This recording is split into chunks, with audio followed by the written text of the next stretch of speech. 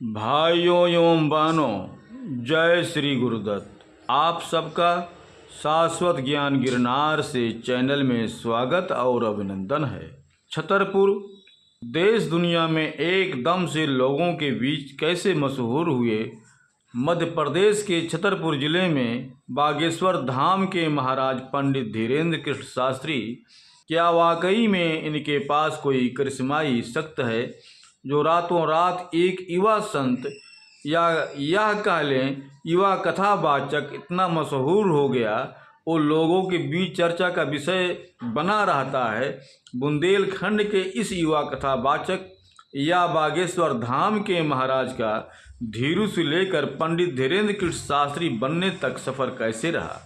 भाइयों बहनों, वीडियो शुरू करने से पहले हम आप सब भाई बहनों से अनुरोध करूंगा कि चैनल को सब्सक्राइब एवं वीडियो को लाइक तथा शेयर जरूर करें एवं कमेंट्स बॉक्स में अपने विचार से हमें अवगत कराएं। बताया जाता है बागेश्वर धाम के महाराज कहे जाने वाले इस संत का जन्म छतरपुर जिले के ग्राम गढ़ा में 1996 में हुआ था।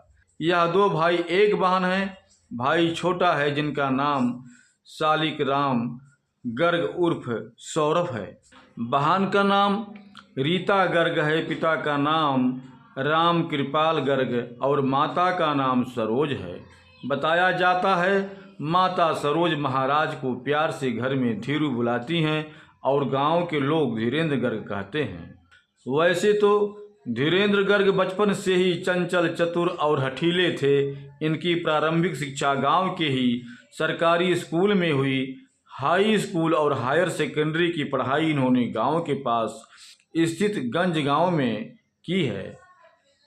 धीरेन्द्र गर्ग का जन्म बेहद गरीब परिवार में हुआ था और उनके पिता गांव में पुरोहिती गिरी करके अपने परिवार का भरण पोषण किया करते थे।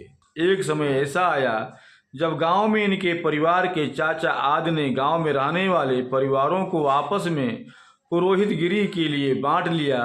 बंटवारा होने के बाद महाराज के परिवार पर आर्थिक संकट छा गया। उनकी माता सरोज ने भैंस का दूध बेचकर अपने परिवार का भरण पोषण किया। इस बीच बागेश्वर धाम के महाराज कुछ करने लायक हो रहे थे।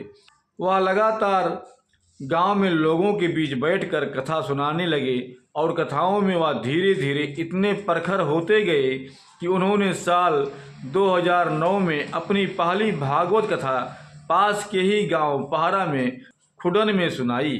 ऐसा करते करते वह आसपास जाने लगे और लोग अपने गांव में भागवत कथा के आयोजनों में इन्हीं से कथा सुनने लगे।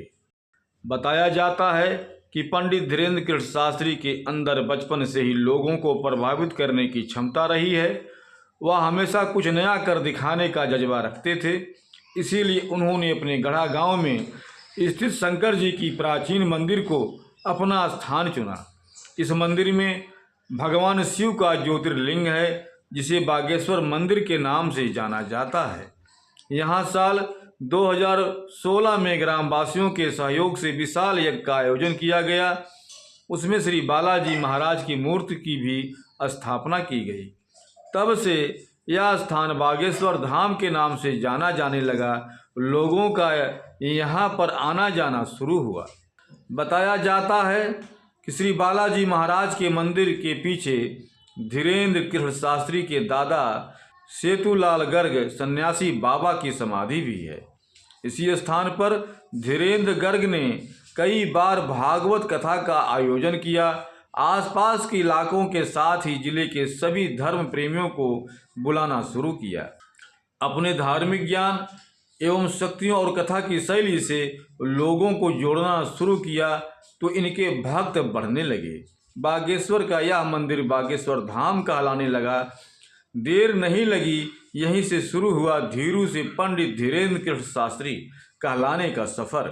बागेश्वर धाम के महाराज ने अपनी ऐसी आभा दिखाई, लोग हजारों लाखों की संख्या में यहाँ दर्शन करने पहुँचने लगे।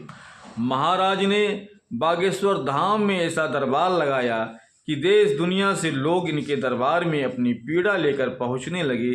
लोग कहते हैं कि दरबार में महाराज की खासियत यह है कि वह पीड़ित के मन की बात पर्चे पर पहले ही लिख देते हैं, जिसे सुनकर सब हैरान हो जाते हैं। पहले महाराज अकेले बागेश्वर धाम में दरबार लगाते थे, लेकिन अब वह देश सहित विदेशों में भी दरबार लगाकर जनता के दिलों दिमाग पर छाए हुए हैं। धीरेन्द्र कृष्ण शास्त्री बागेश्वर धाम के महाराज के भक्त लाखों की संख्या में हैं और वह सनातन धर्म की रक्षा के लिए हमेशा धर्म प्रेमियों में उत्साह भरते रहते हैं। बागेश्वर धाम के महाराज की लोकप्रियता इतनी बढ़ गई है कि अब वह अपने बयानों को लेकर के भी आए दिनों सुर्खियों में बने रहते हैं। वैसे महाराज अपनी कथाओं और बयानों में बुंदेली भाषा का इस्तेमाल जमकर करते हैं। भाइयों बहनों, अब हम अपने शब्दों को यहीं पर विराम दूंगा। पुनः मिलेंगे अगले वीडियो में। जय श्री गुरुदत्त, जय श्री गुरुदत्त।